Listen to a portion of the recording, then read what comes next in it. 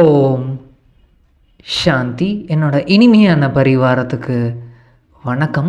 இன்றைக்கி நம்ம அப்பா முக்கியமாக சொல்ல போகிறது என்னென்னா, இந்த மனசை நம்ம பாபா கிட்ட ஈடுபடுத்துறது எப்படி, அதை பற்றி தான் இன்றைக்கி அப்பா ஆழமாக சொல்ல போகிறாங்க.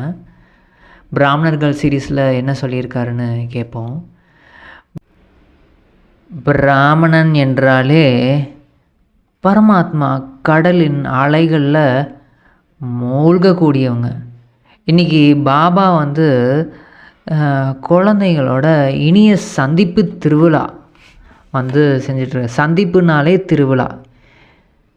இந்த சந்திப்பு திருவிழாவுக்கு பல ஆத்மாக்கள் அநேக விதத்தில் முயற்சி செஞ்சுக்கிட்டே இருக்காங்க. அதெல்லாம் எங்கெங்க கடவுளை சந்திக்கிறதெல்லாம் அதெல்லாம் நடக்குமா, அதெல்லாம் ரொம்ப கஷ்டம் அப்படின்னு சொல்லிகிட்ருக்காங்க.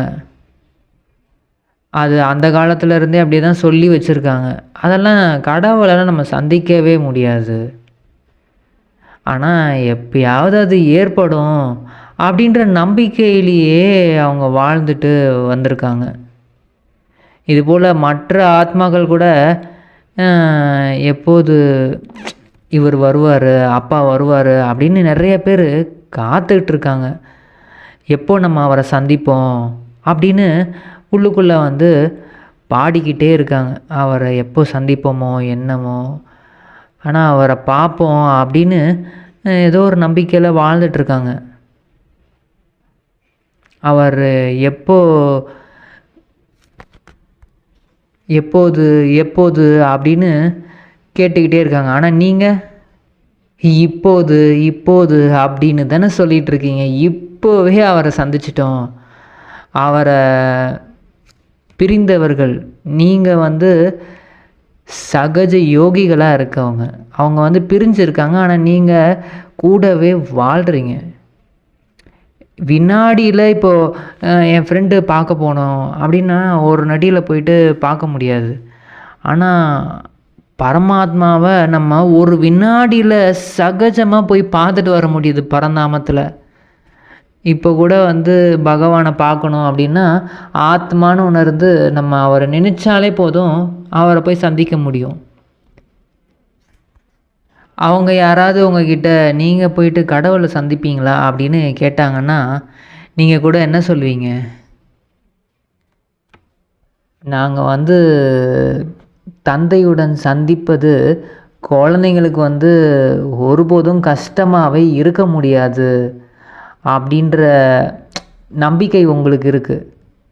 எளிதாக நாங்கள் எப்போ வேணாலும் சந்திப்போம் அப்படின்னு தானே நீங்கள் இந்த சங்கம யுகத்தில் வாழ்ந்துட்டுருக்கீங்க. சங்கம யுகம்னாலே தந்தை மற்றும் குழந்தைகளோட சந்திப்பதற்கான யுகம். அதுவும் நிரந்தர சந்திப்பில் இருக்கிறீங்க. இப்போது இந்த யுகத்தில் எப்போ வேணால் போய் சந்திக்கலாம். அதனால தான் இது திருவிழாவாக இருக்குது. திருவிழானாலே சந்திப்பு. அதனால் பாபா சொல்கிறாங்க, நீங்கள் இந்த போதையிலேயே இருக்கீங்க, நீங்கள் சந்திக்க வேண்டும் என்று நீங்கள் சொல்கிறீங்க. ஆனால் நாம் அவர் கூடவே வாழ்ந்துட்டுருக்கோம் அப்படின்னு நீங்கள் அவங்கக்கிட்ட சொல்கிறீங்க. நீங்கள் சந்திக்கணும்னு நினைக்கிறீங்க, ஆனால் நாங்கள் அவர் கூட தாங்க, கடவுள் கூட. பாபா அவர் தான் எல்லாருக்கும் அப்பா. அவர் கூட தான் நாங்கள் டெய்லியும் சாப்பிடுவோம், குடிக்கிறோம், நடக்கிறோம், விளையாடுறோம். அவர் தான் எங்கள் வளர்த்துட்ருக்காரு அப்படின்னு ஒரு போதையாக நீங்கள் சொல்கிறீங்க. இந்த அளவுக்கு உங்களுக்கு போதை இருக்குதா அப்படின்னு பாபா கேட்குறாரு. பரமாத்மாவிடம் அன்பு எப்படி ஏற்படும்? மனம் பரமாத்மா கிட்ட எப்படி அந்த அன்பு ஈடுபடும் அப்படின்னு அவங்க கேட்குறாங்க. எப்படிங்க அந்த மாதிரி நடக்குமா? அவர்கிட்ட எப்படி ஈடுபடுத்துறது? மனசு கொஞ்ச நேரம் கூட ஒரு நிலையில் இருக்க மாட்டேங்குது அப்படின்னு கேட்குறாங்க. ஆனால் உங்களோட உள்ளத்துலேருந்து நீங்கள் என்ன சொல்வீங்க? மனசுலேருந்து என்ன சொல்வீங்க? மனம் ஈடுபடுவது என்பதை விட்டுடுங்க, ஆனால் மனம் அவருடையதாக ஆகிடுச்சு அப்படின்னு தானே சொல்வீங்க. பாபா கேட்குறாங்க, நீங்கள் அப்படி தானே இருக்கீங்க, மனசை வந்து யார்கிட்ட கொடுத்துட்டீங்க? இது உங்ககிட்ட இருக்கிறது உங்கள் மனசா? எப்படி ஈடுபடுவது அப்படின்னு நீங்கள் கேட்பீங்களா? மனசு இப்போது என்னோடதுன்னு நம்ம நினைக்கும் போது தானே அது மேலே வந்து ஒரு அட்டாச்மெண்ட்டு பற்று வந்துடுது. இது என்னோடது, என் மனசே இப்படி தாங்க, அப்படி தான் வந்து யோசிக்குது, இந்த மனசு சொல்கிற பேச்சு கேட்க மாட்டேங்குது அப்படின்னா, ஏன்னா அது என்னோடதுன்னு நினைக்கும் போது தான் அது வந்து கேட்க மாட்டேங்குது. ஆனால் அது என்னோடது கிடையாதுங்க. இப்போ நம்ம ஒரு பொருளே இருக்குன்னா, நம்மளோட பொருள்னால் அது கண்டபடி யூஸ் பண்ணுவோம். ஆனால் மற்றவங்களோடது அப்படின்னா அது பார்த்து பார்த்து யூஸ் பண்ணுவோம்.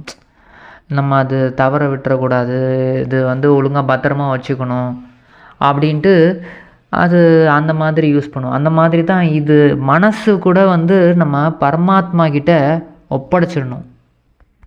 பாபா கேட்குறாரு, நீங்கள் வந்து உங்களோட மனசை வந்து பாபா கிட்ட கொடுத்துட்டீங்க தானே, அப்போது யாரோடது மனசு?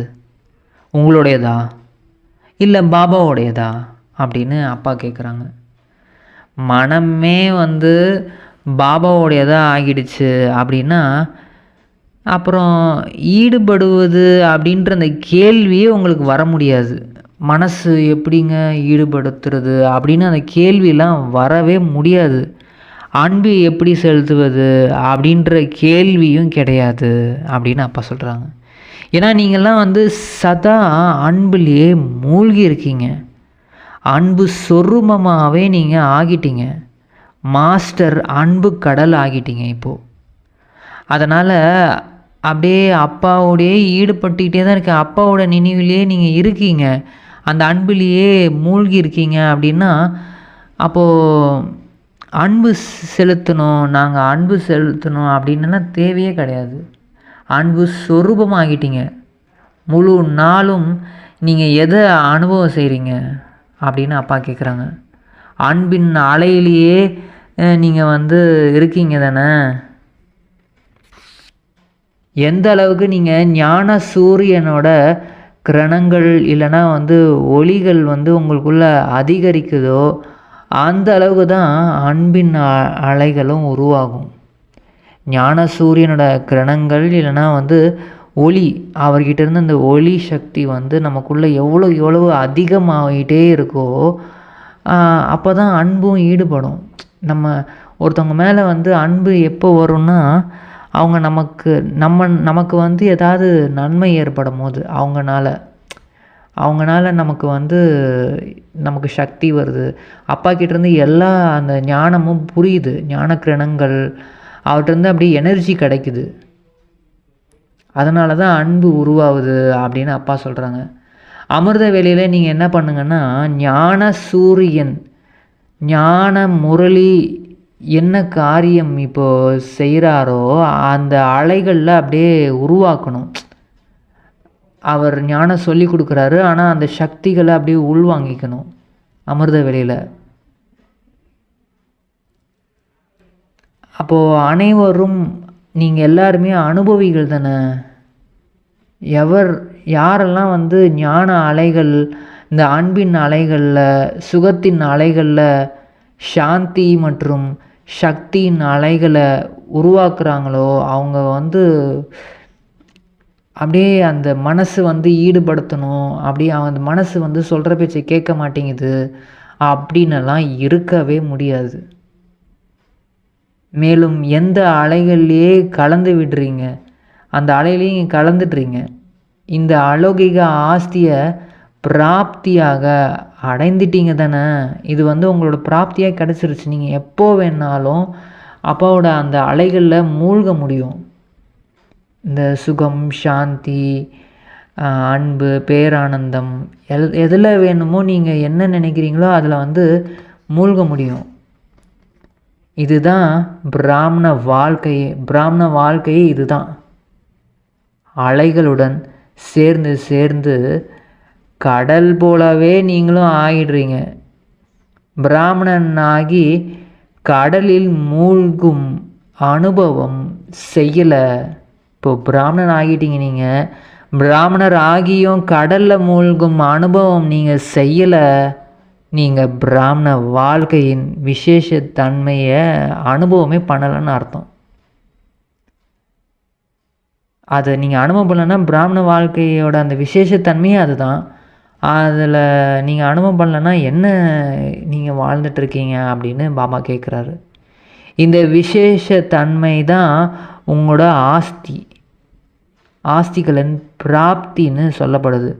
முழு உலகில் உள்ள பிராமணர்களும் இந்த அலௌகிக பிராப்திகளில் அனுபவத்தில் சதா பறவைகளாக இருக்கீங்க. அந்த சாதக பறவை வந்து அப்படியே சொட்டு சொட்டாக அப்படியே அந்த முழு கடலையும் குடிச்சிருச்சு அப்படின்னு சொல்லுவாங்க அந்த ஒரு கதையில்.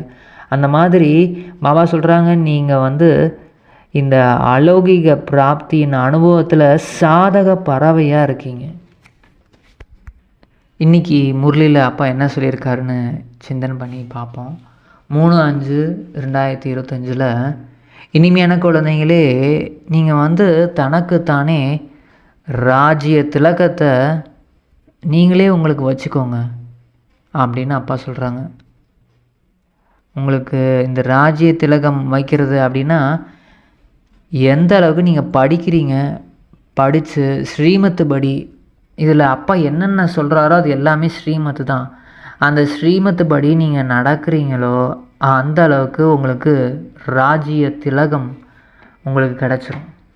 அப்பா கேட்குறாங்க, எந்த நினைவில் இருந்தீங்கன்னா ராவண தன்மையின் நினைவு மறந்து போயிடும் உங்களுக்கு. அப்பா என்ன சொல்கிறாங்கன்னா, நாங்கள் வந்து கணவன் மனைவி அப்படின்லாம் கிடையவே கிடையாது. நாங்கள் வந்து ஆத்மாக்கள். இவர் வந்து பெரிய பாபாவிடமிருந்து சிறிய பிரம்ம பாபா மூலம் நம்ம வந்து ஆஸ்தி எடுத்துகிட்ருக்குறோம் இப்போது என்பதை வந்து நீங்கள் நினைவில் எப்பயுமே வச்சுருந்தீங்க அப்படின்னா ராவணத்தன்மை, இந்த மாயாவோட நினைவு வந்து உங்களுக்கு மறந்துடும். இப்போ நம்ம ஆத்மாக்கள் எல்லாருமே ஆத்மா தான். இந்த கணவனோ மனைவியோ இந்த குடும்பம் அம்மா அப்பா குழந்தைகள் யாரும் கிடையாது. எல்லாருமே வந்து உண்மையாகவே உள்ளுக்குள்ளே அந்த ஆத்மா உயிர். இந்த மாதிரி அனுபவம் பண்ண இந்த ராவணனோட நினைவே நமக்கு மறந்துடும். ஏன்னா நினச்சிக்கிட்டே இருக்கும் உள்ளுக்குள்ளே வந்து ராவணத்தன்மை என்பது இந்த உடலை பார்க்கும் போது தான் ராவணனோட அந்த உணர்வுகளே வரும். உடலை யார் பார்க்குறாங்களோ அவங்களுக்கு வந்து இப்போ மற்றவங்கள பார்த்தா வந்து கோபம் வருது, ஒருத்தவங்கள பார்த்தா காமம் உணர்வு வருது, ஒருத்தவங்கள பார்த்தா ஏன் அப்படி வருதுன்னா பேராசை வருது அப்படின்னா உடலை பார்க்கும் போது தான். நம்ம ஃபஸ்ட்டு உடல்னு பார்த்தாலும் அது வரும், நம்மளையே நம்ம உடல்னு பார்த்தாலும் வரும், மற்றவங்கள உடல்னு பார்த்தாலும் இந்த விகாரங்கள்லாம் வந்துடும். பாபா வந்து பாடல் என்ன போட்டிருக்காங்கன்னா, உங்களை அடைந்த நாங்கள். ஓம் சாந்தி. ஆன்மீக தந்தை வந்து ஆன்மீக குழந்தைங்களுக்கு புரிய வைக்கிறாரு. பாருங்கள், நீங்கள் எல்லாருமே திலகத்தை இங்கே தான் வந்து வைக்கிறீங்க. அதாவது இந்த புருவ மத்திக்கு நடுவில் வைக்கிறாங்க. எதுக்கு வைக்கணும் இந்த இடத்துல?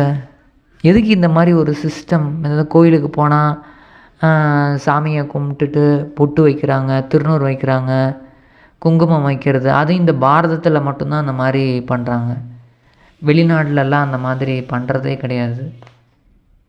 ஏன் அப்படின்னா அப்பா சொல்கிறாங்க, இங்கே தான் ஆத்மாவே இருக்குது. ஆத்மானா கரெக்டாக நெத்தியில் கிடையாது, அந்த கரெக்டாக அந்த பாயிண்டில் உள்ள. ஆனால் அதை கண்ணால் பார்க்க முடியாது. நீங்கள் அந்த ஆத்மா அங்கே இருக்குன்னு அடையாளமாக தான் அங்கே வந்து பொட்டு வைக்கிறது. நான் இங்கே தான் இருக்கேன். திருநூறு வைக்கிறது, இந்த பட்டை அடிக்கிறதெல்லாம் வந்து இந்த சரீரம் வந்து அழிஞ்சிரும், சாம்பல் ஆகிடும். ஆனால் உள்ளுக்குள்ளே இருக்கக்கூடிய ஆத்மா வகைய நான் வந்து எப்பயுமே இருப்பேன். சூரிய வம்சத்தில் அந்த சந்திர வம்சத்தில் மகாராஜா மகாராணி ஆகிறதுக்காக நீங்கள் இப்போ படிச்சிட்ருக்கீங்க.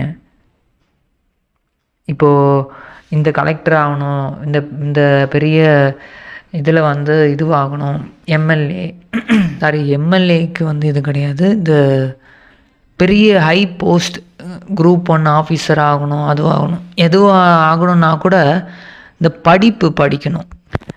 படித்து நிறைய விஷயங்களை தெரிஞ்சு வச்சு அதை வந்து அவங்க ஃபாலோ பண்ணால் மட்டும்தான் அந்த படிப்புக்கான அந்த மார்க்கு கிடச்சி அந்த வேலையும் கிடைக்கும். அந்த மாதிரி பெரிய மகாராஜா ஆகணுன்னாலும் படிக்கணும், படித்து எழுதி பார்க்கணும். அது மனப்பாடம்லாம் பண்ணக்கூடாது. சில பேர் வந்து மனப்பாடம்லாம் பண்ணுறாங்க. ஆனால் வந்து இதை வந்து ஒன்று ஒன்றா தாரணை பண்ணணும். ஒன்று ஒன்றா வந்து கொஞ்சம் கொஞ்சமாக வந்து அப்பா என்ன சொல்லியிருக்காரோ அதை வந்து நடைமுறையில் கொண்டு வரணும். ஃபஸ்ட்டு நாமளே வந்து ராஜாவாகணும், நமக்கு நாமளே.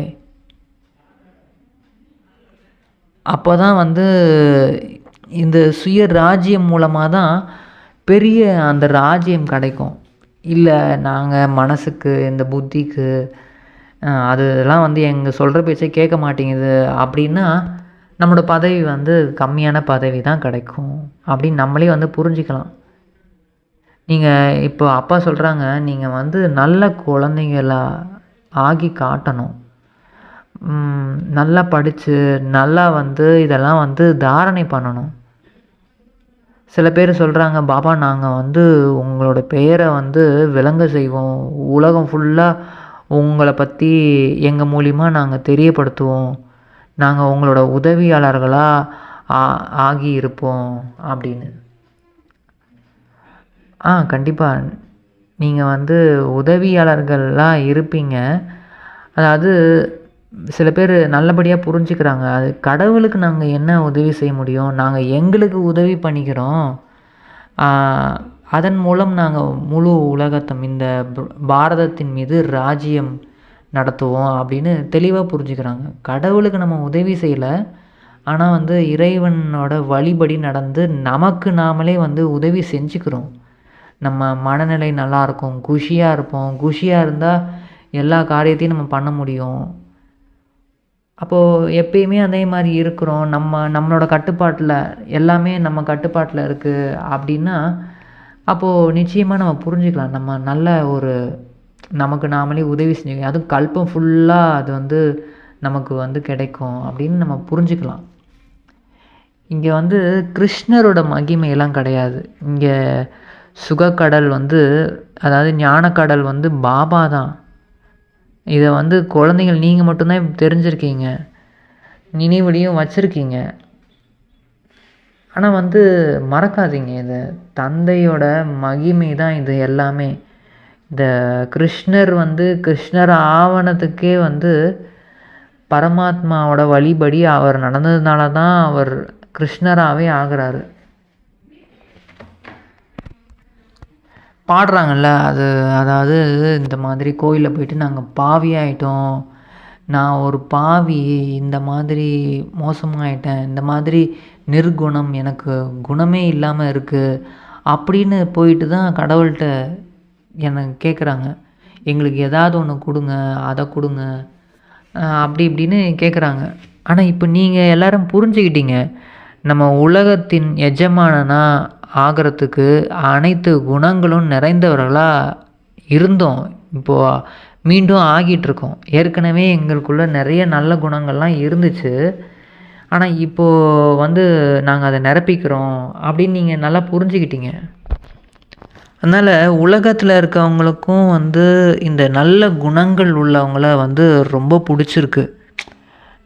குணம் இல்லைனா தான் வந்து யாருக்குமே வந்து பிடிக்காது. அதனால் நீங்கள் வந்து இந்த குணம், இந்த இதை படிப்பெல்லாம் இருக்குது, படிச்சிட்ருக்கீங்க அப்படின்னா நல்ல அன்பான தெய்வீகமான குணமாக இருக்கணும். ஏன்னா இந்த ராவணனை போட்டு எரின்னு எரிக்கிறாங்க. இந்த மைசூர்லலாம் வந்து தசரா பண்டிகை வரும்போது அப்படி எரிக்கிறாங்க. அதுவும் ஒரு வருஷமும் பெருசாக போட்டு எரிக்கிறாங்க. எதுக்கு எரிக்கிறாங்கன்னு அவங்களுக்கே தெரியல.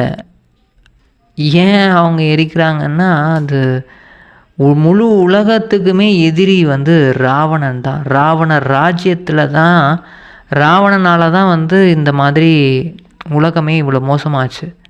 ராவணன்னா யார்? அவர் வந்து ஏதோ ஒரு 10 தலையை வச்சுட்டு இருப்பாரா? அவரா?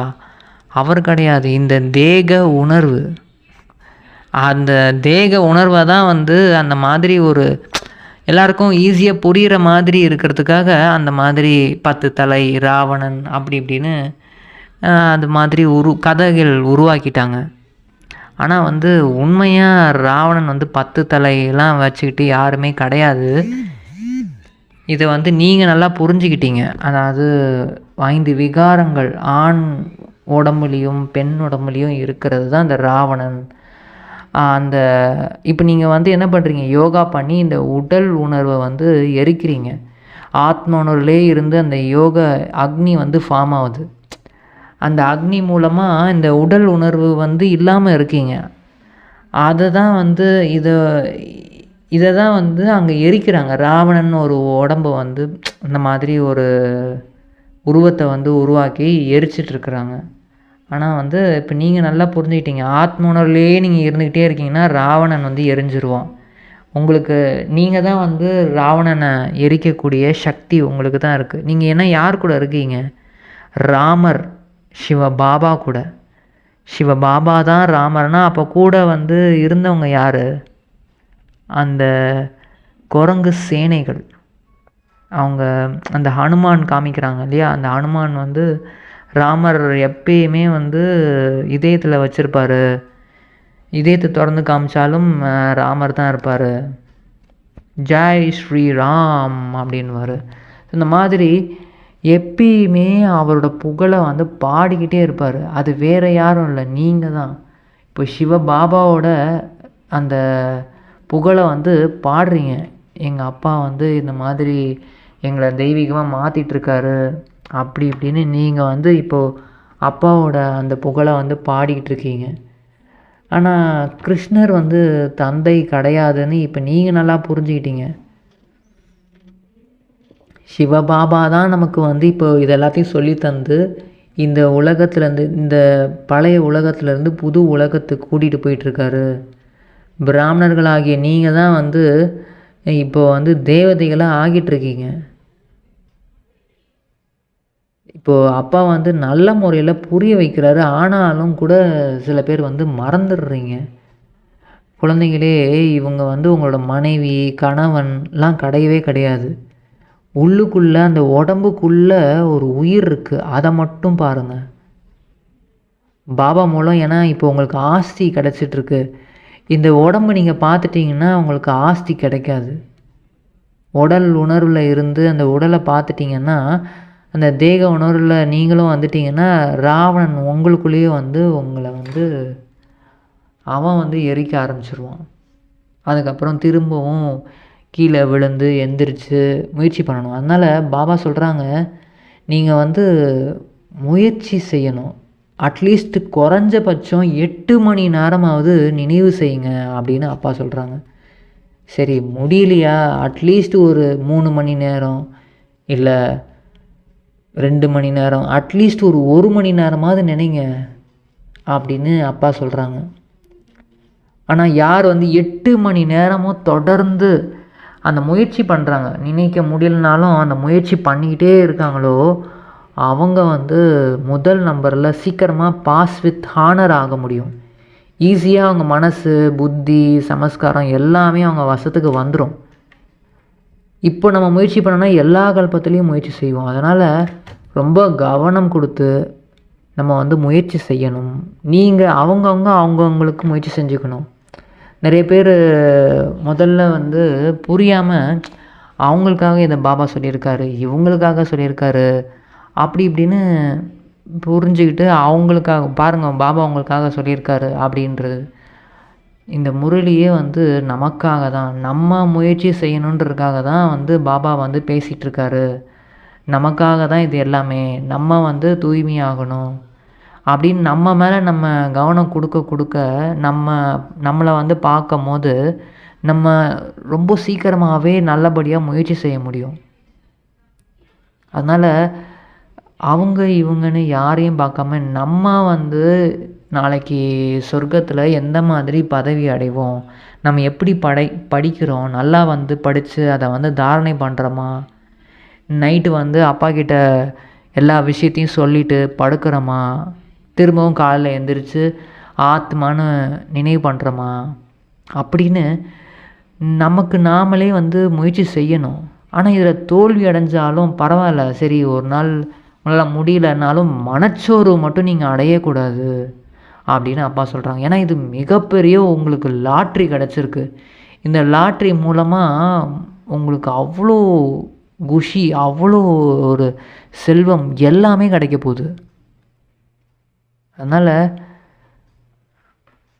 படிப்பு நல்லபடியாக படிங்க. சில பேர் வந்து ஆச்சரியப்படுற மாதிரி நல்லா படிக்கிறாங்க, ஆனால் ஓடி போயிடுறாங்க.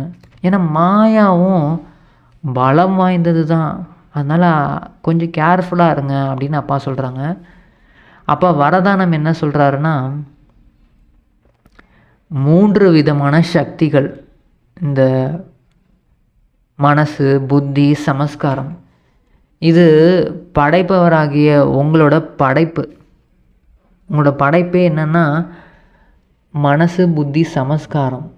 இதை வந்து தங்களோட அதிகாரத்தின் சக்தி மூலம் உதவியாளராக நீங்கள் மாற்றிக்கோங்க. எப்படி வந்து ராஜா வந்து எந்த வேலையும் அவர் செய்யவே மாட்டார். ஒரு இடத்துல சேரில் உட்காந்துட்டு எல்லாரையும் வந்து வேலை வாங்குவார். மந்திரியாக இருக்கட்டும், காலாட்படையில் இருக்கிறவங்களாம் எல்லாரையுமே வந்து அவர் உட்காந்துட்டு எல்லாரையும் ஆட்சி செஞ்சுக்கிட்டே இருப்பார், செய்ய வைக்கிறாரு. ஆனால் செய்யக்கூடிய ராஜ்யத்தின் அந்த பணியாளர்கள், இப்போ ராஜா தனியாக இருப்பார், பணியாட்கள் பணி செய்யக்கூடியவங்க தனியாக இருப்பாங்க. அந்த போல தான் ஆத்மா நீங்கள் தனி, இந்த மனசு, புத்தி, சமஸ்காரம் இவங்கெல்லாம் தனித்தனி. எல்லாருமே ஒன்றா ஒரே இடத்துல இருந்தாலும் அவங்க தனித்தனி. அவங்க வந்து உங்களோட பணியாட்கள்.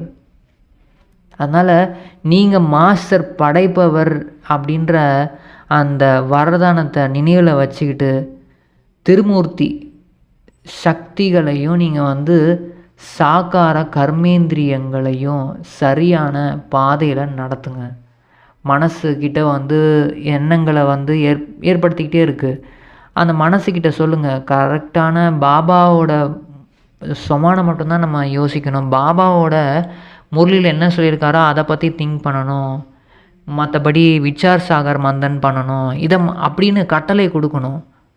இப்போது நிறுத்து அப்படின்னா நிறுத்தணும். எண்ணங்கள் வந்துக்கிட்டே இருக்கக்கூடாது. புத்தியும் அதே மாதிரி தான். நீ வந்து கரெக்டான டிசிஷன் எடு. இப்போ ஏதாவது ஒரு சின்ன விஷயமா இருக்கணும். இப்போது இந்த இடத்துக்கு போகணும், சரி இந்த இடத்துக்கு போகணும், இதுக்கு கரெக்டான டிசிஷன் நீ வந்து சொல்லு அப்படின்னு அதுக்கிட்ட நம்ம வந்து வேலை வாங்கணும். வேலை அவங்க சொல்கிறத நம்ம உட்காந்து கேட்டுட்ருக்கக்கூடாது. அதனால தான் அவங்களே வந்து பலவீனம் ஆயிட்டாங்க. அவங்களே கேட்குறாங்க, எங்களை வந்து எங்கள் ராஜா வந்து திரும்பவும் கட்டளை கொடுக்கணும் அப்படின்னு எதிர்பார்த்துட்ருக்காங்க. அது மாதிரி சமஸ்காரம், நல்ல சமஸ்காரத்தை உருவாக்கிக்கணும். அடுத்த சமஸ்காரம், நல்ல சமஸ்காரம் என்ன அப்படின்னு சொல்லிட்டு ஒவ்வொரு வாட்டியும் நம்ம வந்து சமஸ்காரத்தை தெய்வீக சமஸ்காரமாக மாற்றிக்கணும். ஸ்லோகன் அப்பா என்ன சொல்கிறாருன்னா, அவ்யக்த பாலனையின் வரதானத்தின் அதிகாரத்தை நீங்கள் பெறணுமா, அப்போது எல்லாத்தையும் தெளிவாக வச்சுக்கோங்க. தெளிவாக ஆகணும். உங்களோட மனசு, புத்தி, சமஸ்காரம்லாம் ரொம்ப தெளிவாக இருந்ததுன்னா அவ்யக்த பாலனை, இப்போது ஃபரிஸ்தாவாக இருந்து நமக்கு அவ்யக்த ரூபத்தில் வந்து பாலனை செய்கிறாரு. நம்ம வீட்டிலையே இப்போது திடீர்னு வருவார் நம்ம. ஆனால் அவர் வராரு அப்படின்னா நம்ம தெளிவாக இருந்தால் தான் தெரியும். நம்மளே இந்த மாயாவோட வசத்தில் இந்த குழப்பங்களில் மாட்டிகிட்டு இருந்தோன்னா அப்புறம் பாபா வந்ததும் தெரியாது. சில டைம் வந்து அவர் வருவார், வந்து நம்ம கூடவே இருப்பார், பாதுகாப்பாக இருப்பார். ஆனால் நம்ம கண்ணுக்கு தெரிய மாட்டார். ஆனால் அதை வந்து அனுபவம் செய்ய முடியும். பிரம்ம பாபா மற்றும் பாபா 2 பேருமே வந்து வருவாங்க. நம்ம தெளிவாக இருந்து அவரை அனுபவம் செஞ்சுக்கிட்டே இருக்கணும். நம்ம எப்படி தெளிவாக இருந்தால் தான் எல்லாமே அனுபவம் பண்ண முடியும் அப்படின்னு அப்பா சொல்கிறாங்க. அவ்யக்த இஷாரால் வந்து தூய்மையின் பர்சனாலிட்டியை தாரணை செய்யணும். அப்பா சொல்கிறாங்க, தூய்மைனா வந்து பிரம்மச்சரிய விரதம் மட்டும் கிடையாது. இது வந்து இது அஸ்திவாரமாக இருக்குது. ஆனால் பிரம்மச்சரிய விரதம் மட்டும் கிடையாது அப்படின்னு சொல்லிட்டு அதை வந்து இழந்துட்டிங்கன்னா முடிஞ்சுது. அதனால் வந்து அதுதான் வந்து அஸ்திவாரமாக இருக்குது. அது இருக்கணும். பேஸ்மெண்ட்டு ஸ்ட்ராங்காக இருந்தால் தானே பில்டிங் வந்து நல்லபடியாக நிற்கும். அந்த மாதிரி பேஸ்மெண்ட் வந்து இந்த தூய்மை பிரம்மச்சரிய விரதம் இருக்கணும்.